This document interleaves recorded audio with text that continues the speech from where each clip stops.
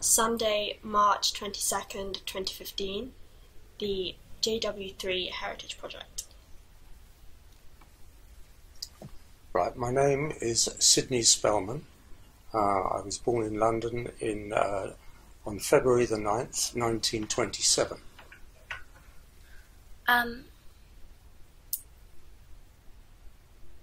What was it like growing up? Well, I grew up in the West End of London, literally a stone's throw from Oxford Circus. Had a very happy childhood. I still have friends from those days, all those years ago, 80 years ago. And I would not have chosen to grow up anywhere else.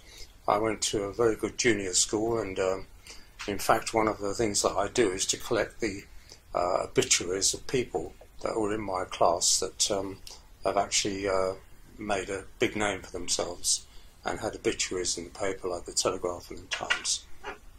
And how was your relationship with your parents? Well, they were rather distant because I'm the youngest of 6, and when I was born my oldest siblings were almost adults. My oldest brother was 19, another one was 17 and a half, and there was a 7-year gap between me and the nearest other member of the family. It was my sister, who was 7 years older than me, and she died a couple of years ago at 93 and a half. So, you know, it was interesting growing up in such a big family. Yeah. When you were growing up, were you raised religious? Yes, or very. How has that affected? Well, I still go to a synagogue regularly, and I suppose it's part of my DNA. You mentioned that your father immigrated to London in 1899. Yes.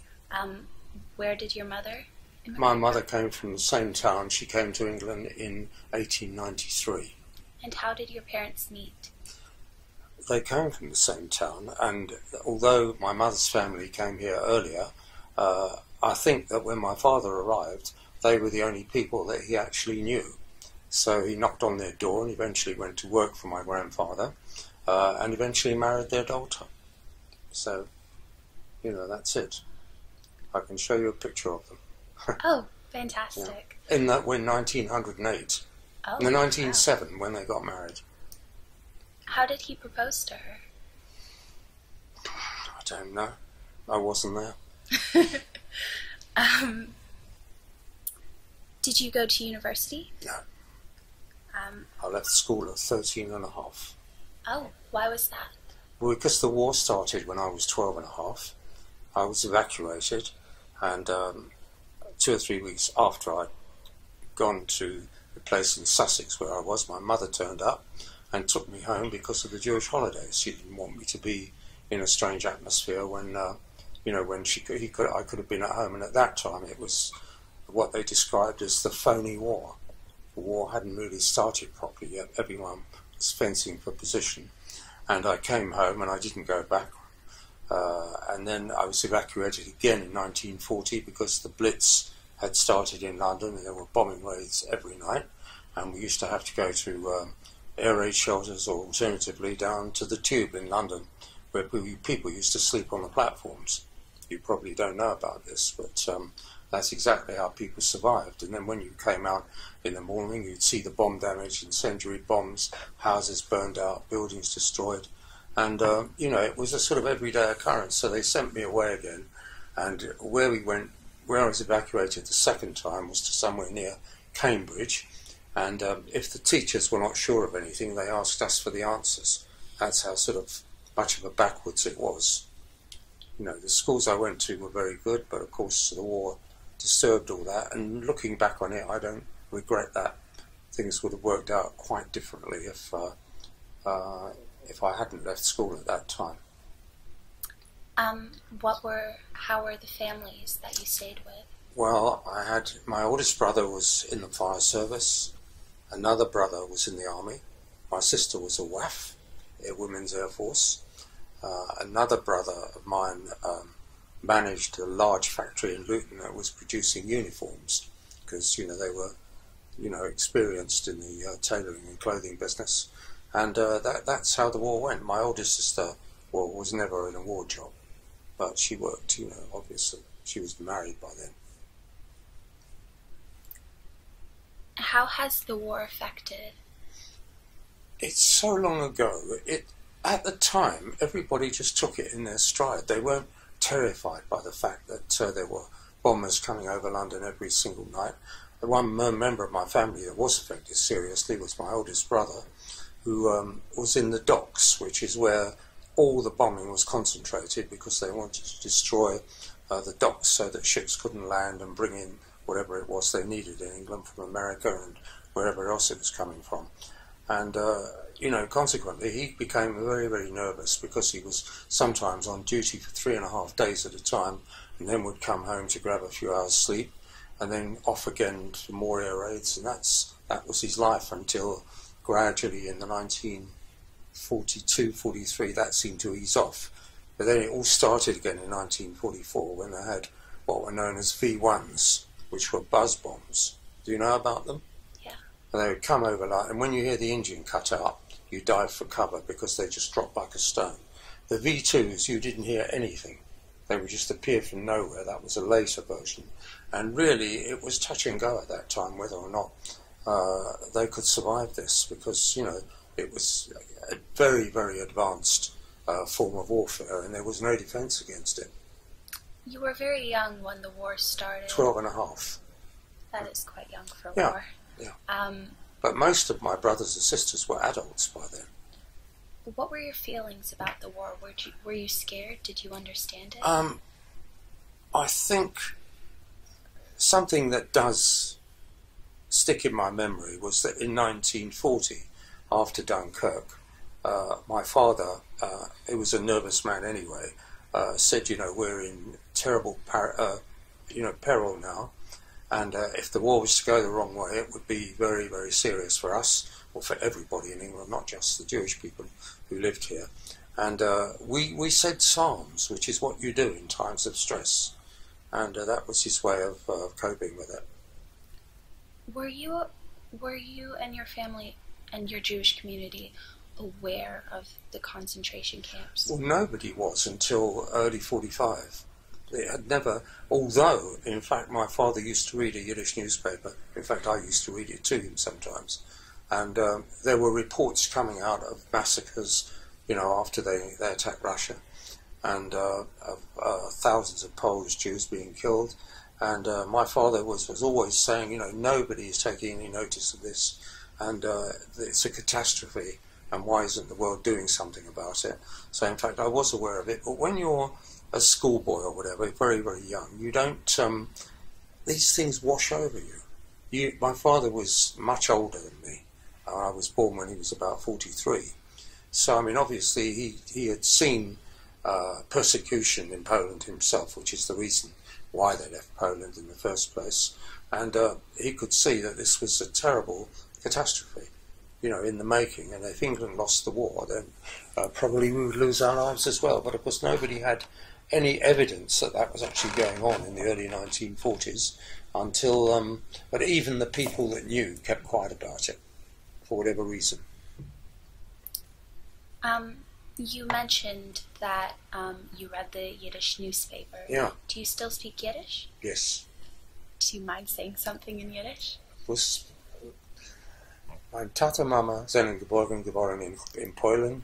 Ich habe allemal gehört Yiddish sprechen, aber ich habe kein nicht geredet. You know what I'm saying? I don't. No, I wish I did. My mother and father spoke Yiddish at home, and I always understood it, but I never spoke it. And in 1995, there was an Ulpan at the Spiro Centre, which was 2 weeks of Yiddish. And they had beginners, intermediate and advanced people. And when I went there, I started in the intermediate class and I moved on to the advanced class quite quickly because I understood everything. And I mean, in those days, we would go to a synagogue where the rabbi actually preached in Yiddish.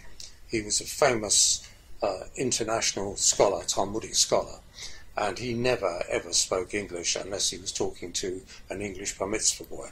Then he would give him some sort of broken English message, etc. And But, you know, it was just, you know, we automatically absorbed it as we grew up. I'm probably the best Yiddish speaker of all the members of my family because I carried on with it. I still read it at home. I read Bashevis Singer in the original, which is far better than the translations. Does your wife speak Yiddish? No. My wife is from Cape Town. Oh. Yeah. She doesn't speak Afrikaans either. How did you meet your wife? I met her at a party in London. I'd been to the opera that evening, and I'd been invited to a party near Russell Square, which was a short walk from Covent Garden. And I rang the doorbell and nobody answered. And in those days, nobody had mobile phones. So there was a phone box there, and I rang the number, and somebody picked the phone up, and they let me in. And that party went on till about 2 o'clock in the morning, and I walked home with this girl from South Africa, because we both lived in the West End. And, you know, I gave her a ring, and we went to see one or two things together, and we got on fantastically well. So, you know, that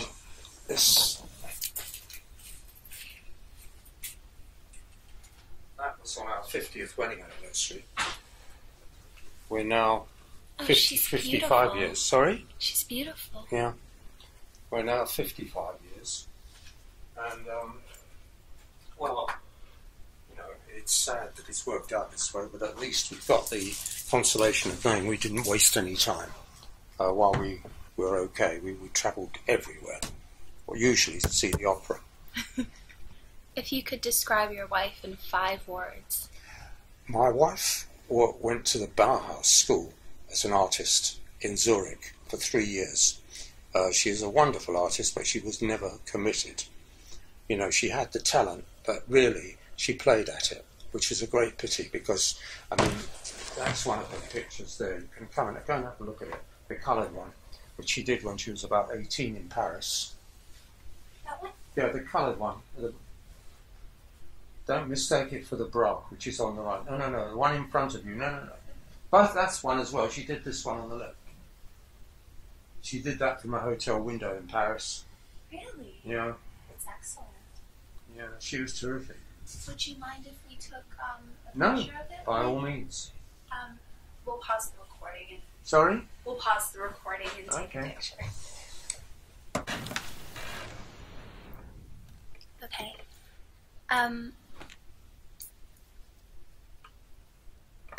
You mentioned that you were raised quite religious. Yes. In what way do you feel connected to your Jewish heritage? More or less the same as my parents, although this is a different world. Most of the people who my father works with were very modest means. They were tailors mostly, and they were a foreign-speaking community. Most of the children I went to school with, their parents were first-generation immigrants. Not necessarily all Jewish, because there were 2 schools where we were. One was where the Westminster University is now, which is in New Cavendish Street. At that time it was called Upper Marylebone Street, and I went to the Upper Marylebone Street Junior School. And the other school locally was All Souls, which was a church school. Now all the Church of England children went to All Souls, and everybody else, regardless of who they were, went to our school. So you probably had 50% Jewish, 20% Italian, 10% Swiss and French, because we lived so close to Soho and Fitzrovia, as they call it now, that all the people who worked in the catering industry lived locally so that they could walk home at night, you know, if they had to work till well after 12 o'clock at night, which is what they had to do in those days. You know, they'd be serving food until midnight and then have to walk home. I'm going off on a slight tangent. Matter. Did you experience any significant anti-Semitism when you were growing up? Throughout your life, really? Very rarely, because although most of my friends were Jewish, they were not exclusively Jewish. We had a youth club locally, and if we had non-Jewish friends who were very good footballers or cricketers, we would get them moved in, and they became just as, you know, just like us. But I mean, active anti-Semitism, well, when I was evacuated, people sort of looked at us with amazement. They'd never seen anybody Jewish before. And, they just could hardly absorb it as to why we didn't have horns or something like that, because that was a myth at one time, that Jews had horns. No, I would say, I can remember one particular instance that a friend of mine, who became a professional musician, we used to sing in a choir at Great Portland Street Synagogue. And all the boys who could sing in tune were more or less taken into that choir. And we were walking home one day, and there were men digging up the road, and they sort of shouted some anti-Jewish remark at us, and I was quite happy to walk on. But one of us, funnily enough, did not walk on. He must have been about 9 or 10 years of age, and he went back there and started arguing with her. I wish it had been me, but it wasn't. And that was a chap who eventually became Ivor Raymond. His original name was Ivor Pomerantz. And he became a musical director for Sandy Shaw, Dusty Springfield, Julio Iglesias. I mean, he was really big stuff in the music industry. And I was just amazed at how brave he was. He just took them on. Yeah. You mentioned, not you, sorry. It was mentioned in one of our sheets that you were in the 42 gang. 43 group. 43 group, yeah. Sorry. Can you describe that? Who told you that? Naomi. Oh, Naomi Tickner.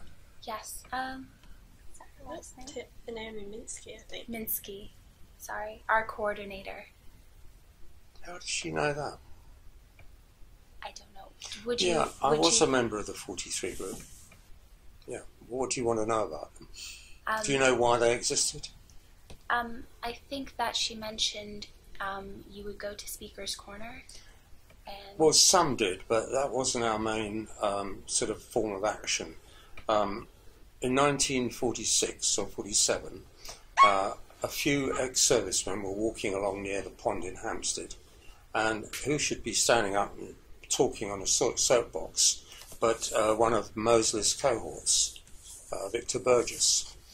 And these guys had been in the war seriously. One was in the Navy, another in the Army, another in the Air Force. And they knocked the platform over and punched him to the ground and just walked on. And they through the grapevine, they heard that there were meetings being run by Mosley. Do you know who Mosley was? Yeah. Oswald Mosley. And that was the British Union of Fascists. And that they were holding meetings in East London. And we used to go down very, very heavily armed to these meetings, but then we'd find possibly 2,000 or 3,000 fascists there. So, do you want to make a note? Yeah. Because what happened was that in 1946, the British hung 2 Irgun people in Israel, and the Irgun captured 2 British sergeants and hung them. And that formed a huge amount of anti-Semitism in England, as you can imagine. There were near pogroms in places like Leeds, and people were sort of banding together to defend themselves. I have a video about the 43 group, which I haven't watched for a long time, but it's there. And it's all about what actually happened.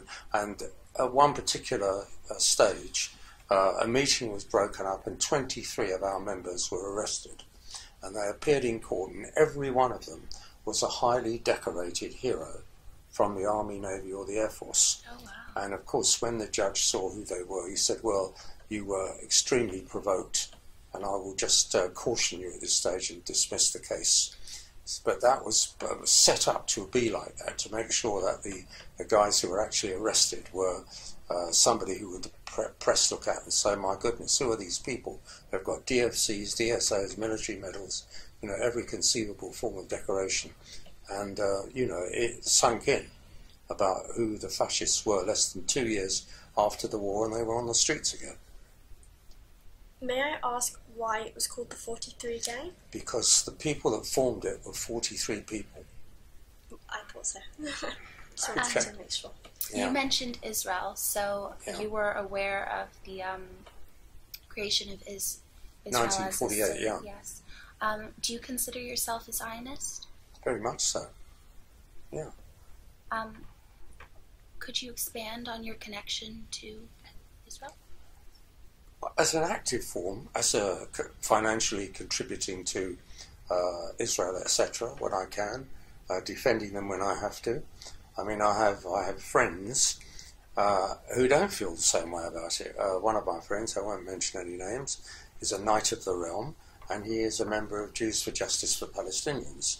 I mean, we never discuss it, but nevertheless, he takes that view. He's a jurist and was actually knighted by the Labour government for work in civil areas, you know, civil defence, etc., and citizenship. But anyway, that's things you always find people you can't agree with, and it's the way of the world, I'm afraid. Have you visited Israel then? Oh, many times, yeah. I was an official in the 1953 Maccabiah. I was a referee, a basketball referee, international licence, and I refereed some of the matches in that Maccabiah. I'm backtracking quite a bit, but a lot of your family is from Poland. Have you ever visited Poland? No. I've only ever been to Bulgaria, but that was a business trip. Okay. What did you do? Oh, when I was 14, I was apprenticed as a compositor, a typesetter. And, you know, I did 7 years, but during that period I was called up for national service. And I was called up as a miner, a coal miner. Oh. Yeah, they were known as Bevan boys because stupidly the government called up all the miners when the war started, and then they didn't have enough miners. So instead of releasing the miners, they recruited people to do work in the mines who had no experience whatsoever. And I was one of them. I was a Bevan boy for 20 months. And then the miners came home and they wanted their jobs back. But at that time there were 1 million miners in this country. Sounds like a bit of a mess. One of those industries that's almost completely disappeared. And I was, 20 months I was in the mines. And then I came back and finished my apprenticeship. And, eventually I ended up in business. You mentioned that the mining industry has almost completely disappeared. Yeah. What other significant changes has there been? Well, in a sense, England has become, Great Britain has become de-industrialised because so many of the big industries like shipbuilding, steel, heavy industry have disappeared. It all disappeared under Maggie Thatcher because it was no longer internationally, competitive. So those industries were closed down because it was cheaper to buy things from abroad than to actually manufacture them yourself. So unfortunately, communities which had existed for maybe 200 years literally lost their raison d'etre completely because the miners it wasn't just the work that they did, they were strong communities, they had their own clubs and educational facilities, art clubs, they had brass bands, they had choirs, and they were a real community in every sense of the word. And with the mines disappearing, these people now, if they're lucky, are either working in call centres or they're in security or something like that. They're not making things anymore. I mean, I was lucky, I was in an industry where we did manufacture. So, I felt that my working life was extremely fulfilled in every way. Do you have a political side that you've stuck to throughout your life? Most of my life I voted Labour, regardless of my own personal status. I voted Labour. I'm not so sure I will do so now because I feel that the Tories are more sympathetic to Israel than Labour is. There was a time during the war when most people wanted to join the Communist Party because Russia was being attacked and they were the ones who were fighting the war, nobody else. And, it was just extraordinary how England did not lose the war. It was a terrible error of misjudgment by the Germans, thank God for that, or we wouldn't be here talking today. Do you remember the Cold War? The Cold War? Well, not really. I read about it in the papers and And then there were the atomic tests done in Russia and in England and elsewhere. And no, I can't say. At that time, I was certain in my mind, although I was quite young, that there would not be another war. I could have been wrong. I mean, it was that close with the Cuban crisis. It really was. Yeah. Did you watch the moon landing? Was Yes. that broadcast in Yes. England? Yes, extraordinary. But more extraordinary than that was the dropping of the atomic bomb in Japan. I mean, that was... We were just, well, staggered by the effect of it and the realisation that the world could go up in smoke. If there was another war and everybody had atomic weapons, then there wouldn't be many survivors. My grandparents remember being very young and having to hide under their desks in school. Really? Where were they living? America. Yeah, but where? I think they were in Houston and They Massachusetts. were about 1,500 miles inland, virtually. You know. They were very paranoid. I mean, I had the a cousin in Americans. Houston. They were very paranoid, the Americans. Did anything like that happen in England? No. I dare say the government had shelters which they built far below the ground, but I would say it would hardly be worth surviving if anything like that had ever happened. You know, there wouldn't be many left to pick up pieces, and I hope common sense prevails. But if these weapons were to get into the wrong hands today, there are some people who are nihilistic and are quite happy to bring the whole world down in the hope that they would pick up the pieces. And we all know who I'm talking about.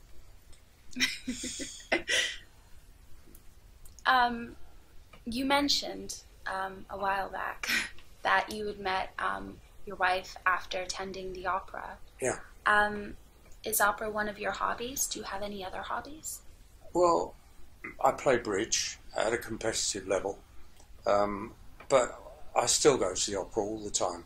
And my wife is a great ballet fan, so we went to both. And we travelled the world seeing opera everywhere. Oh. Yeah.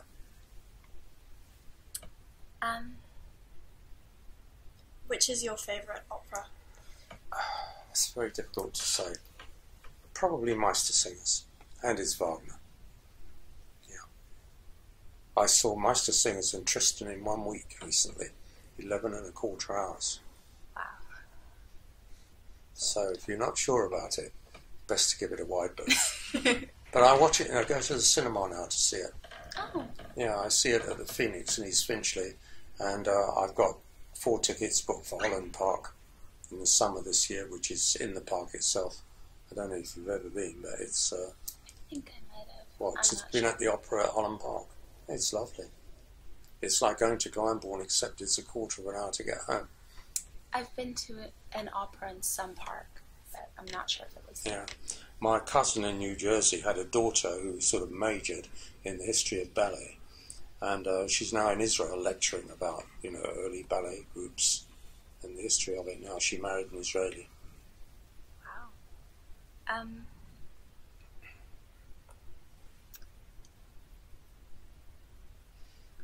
Okay. Growing up, did you watch movies at the cinema? Did you listen to music? Everybody watched movies. What were your favorites? I don't think we had favourites. I like the silent cinema, funnily enough, because I used to go to the British Film Theatre, British Film Institute, and watch all the silent films there, Buster Keaton and Charlie Chaplin and Harold Lloyd and all these people, Harry Langdon. I don't know if you've ever seen them. She's very into Buster Keaton. I've watched a lot of Charlie Chaplin's films. Buster Keaton is better. Yeah, I will definitely watch this. Believe me, I have a DVD here which is incredible. I mean, he never used stand-ins. He did all the stunts himself. There's the one famous story of the house falling down on him. And there's an open window, and you see the house, and he's standing up where the open window was. It's the most incredible stunt you've ever seen. Is Buster Keaton the one who did I can't remember what the name of the film was, but where the man was hanging from the clock? No, that's Harold Lloyd. That's Harold Lloyd. Yeah. Now, Buster Keaton is the navigator, and is an incredible artist. Funnily enough, he actually appeared in a talkie with Charlie Chaplin. Lime, what's it called? Lime something, I can't remember. And he and Charlie Chaplin did a funny turn. They were the silent people who had survived and been brushed aside by the talkies, and they put on this hilariously funny act. I can't remember what it starts with. Lime. Anyway, Limelight. It's one of the famous. It's a talkie, not a silent film. I've heard of it. I Yeah. haven't seen it. And The Great Dictator, which is another one. Yeah, so you've probably seen them. Yeah. No, I used to go frequently to the British Film Institute, and I love American musicals on film, very much so.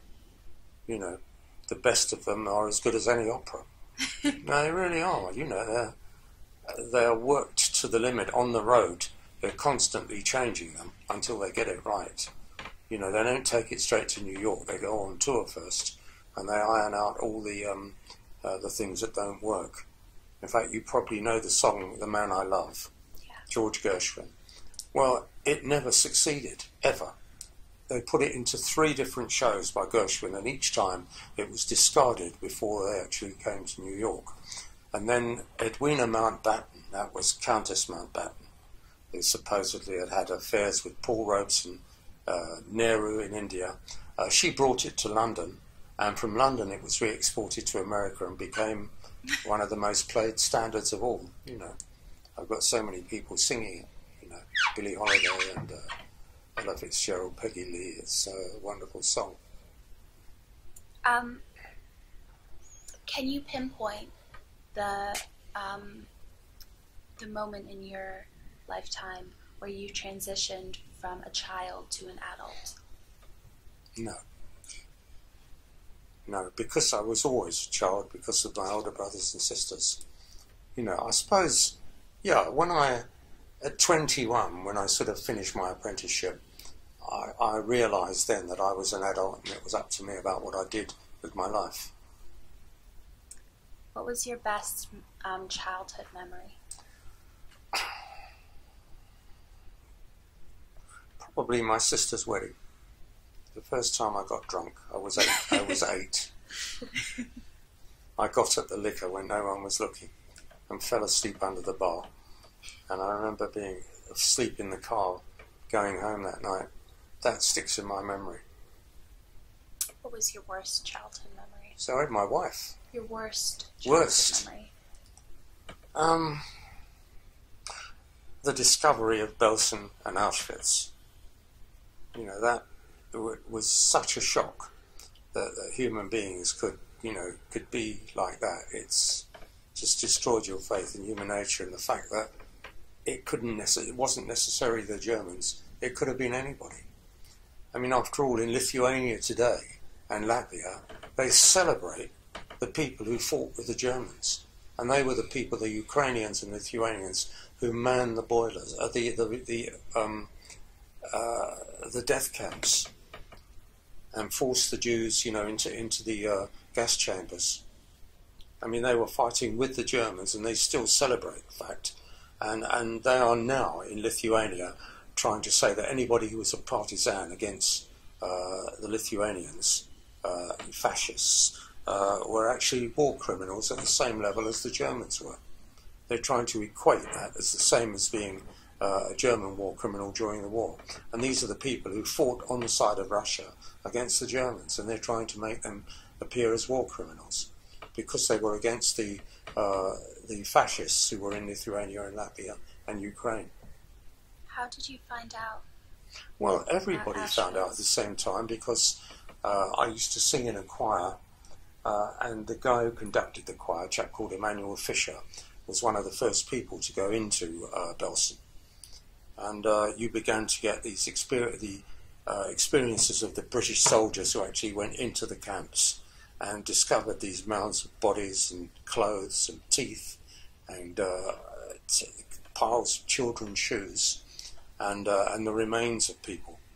Well, that's why my generation will always be obsessed by the Holocaust. Always. We were taught in school that for a long period of time many of the survivors wouldn't talk about the Holocaust. I'm sure that's true. But did you find that to be true? I didn't know many Holocaust survivors. I knew Kindertransport people who'd been sent here by their parents who they never saw again. But, I mean, they never experienced what their parents did. And their parents ended up in the camps, and they were lucky enough to have ended up in this country, and most of them made extremely eminent careers. A lot of them did, you know, in the arts. And, well, I mean, the biggest shot in the arm for English academia was the fact that all these German intellectuals and people from Hungary and Czechoslovakia came here and created faculties that never existed before, like the history of art and things like that, that was never a subject in English universities. Do you think that your experience during World War II and the discovery of the concentration camps affected your Zionism and your connection to Israel? Well, the phrase "never again" is always stuck in my memory because in Israel, although I don't think it's a majority of Ashkenazim who live in Israel anymore, but nevertheless, it's in their DNA in Israel, and I can understand it because there's nowhere left to run. You know, people who say Israel shouldn't exist, well, where should the Jews exist? Go back to Ukraine, Lithuania. My wife's family are all from Lithuania. All the South African Jews are. They come from Lithuania because they emigrated there in the early 1900s. And because it was like the Wild West, they established themselves very, very quickly and became very well off and immediately sent for all their families, which is the reason why so many of them were saved.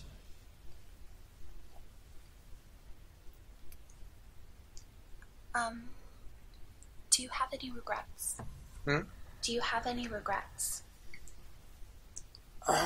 No. No, I don't. That's really great. Yeah, at one time I regretted not going to university, but if I had, my life would have not turned out as well. I would have been trapped into a narrow field where I had choices, but it wasn't as wide a choice as I had. Very few of my contemporaries went to university because they went into professions where you could go into accountancy as a sort of junior and qualify, but very few of my contemporaries went to university because it was during the war. You know, when you went to university, it was when you were called up. Some people came out of the army and went back to university. Certainly in America that was the case because you got automatic entry into college if you'd been in the forces. What were your fears growing up? Your biggest fears? I don't know. I think I had a very carefree childhood. Lots of friends. I've still got the school reports of when I was 9 and 10 years old. And I remember all the people that I see written down there. And in those days, it wasn't 20 people in a class. It was 33 or 34. Wow. Yeah. But, you know, nobody ever left school without being able to read and do arithmetic, multiplication, division, etc. I mean, even the slowest of people always managed to attain that standard, which today is regarded as some sort of an achievement.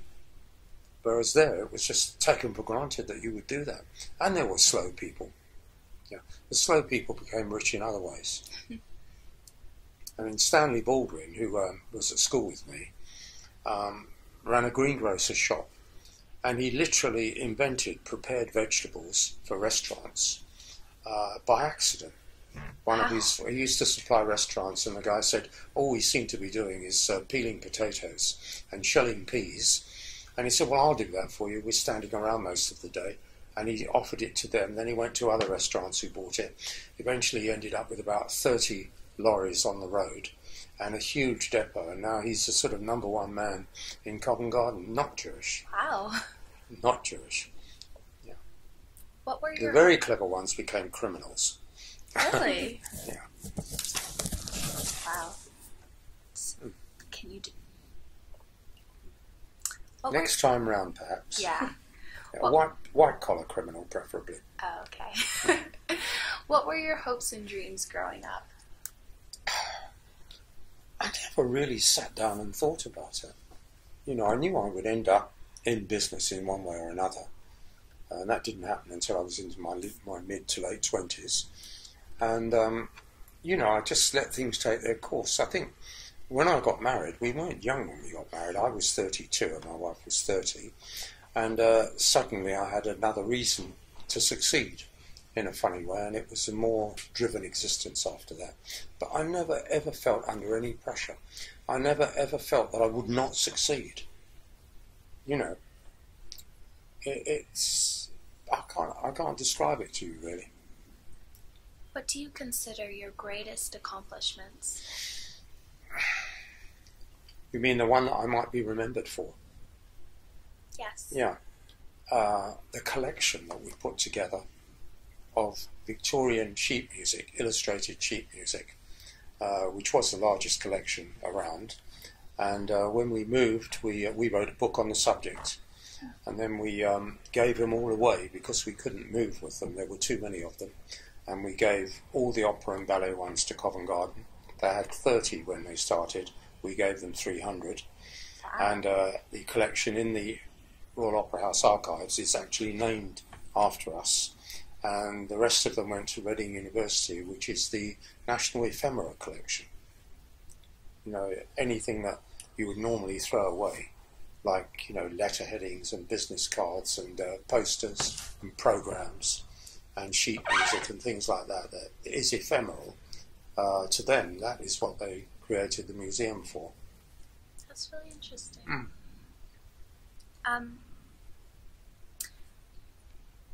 Not necessarily what you will be remembered for, but what is your greatest personal accomplishments?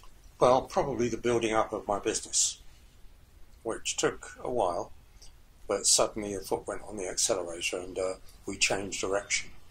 And suddenly things just dropped in our laps. It wasn't a particular effort that I made, it just seemed to luckily happen when it did. I met the right people and changed direction. I mean, at one time we printed magazines, including the legendary Oz magazine, if you remember it. Do you know anything about Oz? No. Underground magazine, which was notorious. And in 1970, there was the Oz obscenity trial, because this was an underground magazine that sold about 40 or 50,000 copies a month, well, whenever it came out. And they decided that they'd give one issue to sixth formers to produce. The problem was that they then, in no uncertain way, slandered their own teachers and accused them of being paedophiles, etc. And of course it got to court, and it was a real cause célèbre in every sense of the word. We were the printers. But then after that, through a chance meeting of a friend of my brother's, we drifted into packaging. When I realised that that was the future, we decided to concentrate on packaging. And that's exactly what I did for the next 20 years until I retired. And we had a factory in London, another one in Yorkshire, and we printed cartons for motor spares and computers and things like that. It was a high volume business, and it worked incredibly well. Another tangent, I apologize, but there have been a lot of changes in regards to human rights over the years, with Martin Luther King Jr., the Stonewall in the 1980s. Mm. What are your thoughts about all of this? Well, when I was young, I was a great jazz fan. Some of my contemporaries ended up as professional jazz musicians. As far as I was concerned, I was colourblind. Except that I thought the blacks were always better than the whites. Which invariably they were, as musicians. In fact, when modern jazz came along, I grew a little beard and tried to look as much like Dizzy Gillespie as I could. I played the trumpet, as it happens. Oh. Yeah. You played the trumpet, you were in the choir, no, you were very musical. Yeah, well, no, I'm a collector more than anything else. I collect almost exclusively vocal recordings, going back to 1900, long dead singers. It's believe me, it's a little cul-de-sac you really don't want to get involved with. These people are some maniacs because they live in houses where they don't have walls, they have racks. And a friend of mine has about 11 or 12,000 78s. Wow. And he will only listen to the original recordings on a special player, a 78 player. And he's playing Tetrazzini and all the great singers of 1900 to 1914, and great singers from after that as well. He's a great singer himself, actually. Yeah, I could play you a recording of him; it would take your breath away. Oh, I would love that. Okay, I'll do it before you go.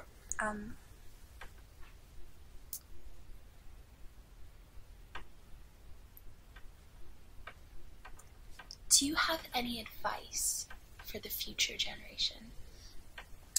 Well, about once a week I used to have to go to Oxford because our biggest customer was there, and they were in the motor business and motor spares business. And I would sometimes pick up students from Oxford who were coming back to London, and I would advise them all not to go into white-collar professions, but to go into industry and become engineers.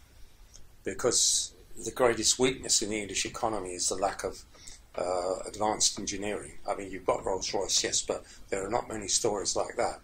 And the future, well, with computers now, even that's changed the game now. I mean, you can get 3D computers, and if you want one of those, you can copy it. In a matter of an hour, it will produce a 3D piece of equipment that looks exactly like that. And things now move so much faster. Advances take over. I mean, even last year is out of date with the machinery that's coming along now. And I could never keep up with it. I mean, I'll give you a perfect example. That's my mobile phone. I remember. And I've had it for about 22 years. Like I remember when I had a phone like that. Yeah, well, we had a home abroad, and we used to have a fixed line there. But when I saw somebody using a mobile phone, I said, "What's that you're using?" She said, "I'm talking to my father in England. This was in Spain." So I said, "Right, we'll get rid of the phone in the flat and we'll buy ourselves mobiles." And that's exactly what happened. I'm still using it. Never let me down. Do you notice any significant difference between the present young generation, our generation, and your peers, yourself when you were our age?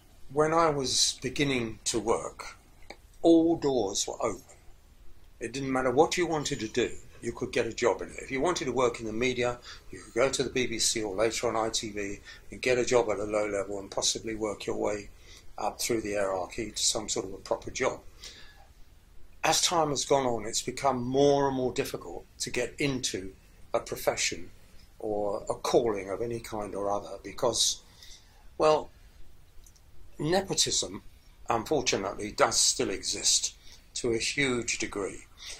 If you've got connections, you'll get your apprenticeship, you'll get your opportunity to work in a hedge fund or in a bank or in a solicitor's office because of your family connections. The people at the bottom of the pile, the most deprived people in this country now, are the white working class. Without any question whatsoever, they are the bottom of the heap. They have no aspirations. They're looking forward to a life of very little meaningful employment, and I feel very, very sorry for them. I could never have done my job before the war. Because before the war, if you wanted to become a printer or a typesetter, unless your father or your family were in it, you could never get into it. It was a closed profession to outsiders. And during the war, they were so short of people, they would take anybody on. And at the age of 14, I was told there was a notice in the window at the big local printers, and I walked in there one day and got myself a job as an apprentice. And that's how I began. I wouldn't have been able to do that 2 years earlier, because they would have laughed and said, "I'm sorry, it's only relatives and friends." That's how it was. And I feel fearful for the younger generation now, because it's not just the opportunity of work, it's the lack of affordable housing, which is the most serious problem that's facing the country at the moment. And I don't know how that's ever going to be solved, because, there's a history of this in this country. In the late 1800s, there was a man called Joseph Chamberlain, and he was the mayor of Birmingham. And he started a campaign to clear all the slums, and he did. He literally rebuilt Birmingham. This is well before the First World War. Now, in the 1930s, have you ever heard of Herbert Morrison? No. Well, he was the number 2 in the Labour government. Clement Attlee was the Prime Minister, and Morrison was the Deputy Prime Minister. But before that, he'd been what Boris is now. He'd been the head of the London County Council. And he said one day, he said, I'm going to build the Tories out of London. And that's exactly what he did. If you walk around London, wherever you go, you'll see blocks of flats that were built in the 30s, either by the London County Council or the local councils. And that's exactly what he did. Because of what he did, everybody voted Labour, because it was a chance to get out of the slums and to get into decent housing. And it was incredible social revolution. And unless something like that occurs in the future, I've got a very pessimistic view about how things are going to work out. I mean, the whole world's bankrupt, let's face it. Yeah. It really is, seriously. No, and when you've got a debt which is about 1.3 times your annual GDP, you're never going to pay that off. If you were a business, you'd have to close down tomorrow. Because you're bankrupt. If you can't pay your debts on any one day, you are bankrupt. Except most people are never found out. They roll it over. You know, you pay somebody and you pay a bit more and then you somehow or other catch up or whatever. But I mean, anyway, that's my form of economics. I'm terrified, to be honest. Well, I would be if I was young, and yet I find that that young people now are more focused than ever before. They're very, very serious. My grandson is 20, he's at University College London, and he's a very serious guy. Seriously, I mean, you know, he knows all the pitfalls, he knows where the applications are, where to apply, etc. He got one offer, he didn't take it, and eventually he got into UCL. He wants to do medicine. At the moment he's doing pharmacology. But I'll give you an example. The lady who painted that picture has a son, Paul. Now, Paul was taking pharmacology at Bristol, and his father had by then got into property development and become very wealthy. And one day he said to his son, he said, well, what are you going to do when you qualify? He said, well, if I get a second, I'm going to carry on. Well, he got a first, and then he got a PhD in pharmacology and was working as a research chemist. But one day, a few years later, after getting married, he came to his father. He said, you know, I can't make ends meet on an academic salary. He said, I think I'd better go in with you. And he took over, and his father retired and let him get on with it. And that's exactly, unfortunately, you know, people who may have ended up in, I don't know, professions, academic professions, have gone into the city and made a lot of money. You know, if you're given that choice, well, you'd be a fool not to take it. Or am I wrong? No, I see where you're coming from. Yeah, you know, it's a question of, it's not just the way the city operates. I mean, if you become a corporate lawyer at the higher end and you become a partner in a big firm, you're on £800,000 or £900,000 a year. Well, that was the sort of money that people with successful businesses would end up with, not get paid every year. I mean, it's become outrageous. The gap between the top and the bottom is so immense that it has the seeds of revolution. I'm sorry to say so, but you know, I hate to think what people will think who are stuck in a rut, can't find a place to live, paying outrageous rents to private landlords, etc., etc. And they can see there's no way out. And one day the party will arise that will deal with it. Another tangent. Okay. You seem to have a lot of self-respect, which is very admirable. Lot of? Self-respect and confidence. I suppose, yeah. It's very admirable. How did you get to this point? Well, I never believed I wouldn't succeed. Let's put it that way. But the success surprised me. in a sense, because I drifted into packaging and became a major packaging supplier, literally without effort. I had another director who was a genius, but he didn't know it, and he would have been quite happy going out drinking and getting drunk every weekend, which in fact he probably did anyway, and he just had a magic touch. And you always need somebody like that at your side who hopefully will iron out the cracks. But I mean, he'd never achieved what he should have done. Are we okay on time? I think so. We also had an art gallery. Oh. My brother-in-law was a hairdresser, and he had a hairdressing business in Marylebone High Street. And he decided to retire. There was the rest of the lease, and we bought it from him. And we'd already been serious collectors anyway, and we had more than enough to start off with. And we opened a gallery in the West End of London called the Welbeck Gallery, and my wife ran it for 20 years. Wow. And until we both retired in 1995, and that was very exciting. So you're very interested in art? More so since I married. Yeah, I mean, I was interested in it by reading in the paper and having opinions about it. But after we got married, we would go to all the major art shows. We were friends of the Royal Academy, and I'll show you some of the music covers if you come with me. Do you have a parting message? It's difficult to say. I think these are such pessimistic times. Whatever advice I'd give to somebody would probably turn out to be wrong. I would say, try to enjoy what you do. Don't hanker after something that was never possible. You know, find a niche where you fit and where you enjoy it, and, you know, don't be sidetracked by other people. You know, if you really think that you have a particular leaning in a particular direction, you should go for it. Great. That's all I could say. Thank you.